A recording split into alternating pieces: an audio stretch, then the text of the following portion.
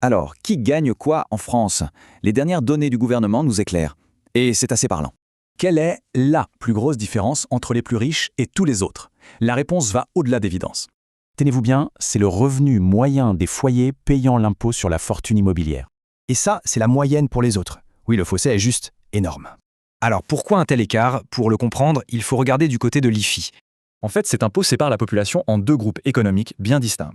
D'un côté, un petit groupe très aisé. De l'autre, la grande majorité des foyers. Mais concrètement, d'où viennent leurs revenus? Commençons par ceux qui payent les FII. Et là, c'est clair. Pour les plus aisés, la principale source de revenus, c'est le capital. Et pour tous les autres? Alors là, le tableau est complètement différent. Regardez. Pour la plupart des gens, le salaire représente l'énorme majorité des revenus, près des 2/3. Voilà le point clé. Un groupe tire ses revenus de son argent, l'autre de son travail. Et en chiffres, ça donne quoi? Ce tableau met tout ça en perspective. Le revenu du capital, c'est frappant. Plus de 116 000 € d'un côté, 1 200 de l'autre. Et forcément, ça se répercute sur les impôts payés. L'écart est tout aussi gigantesque.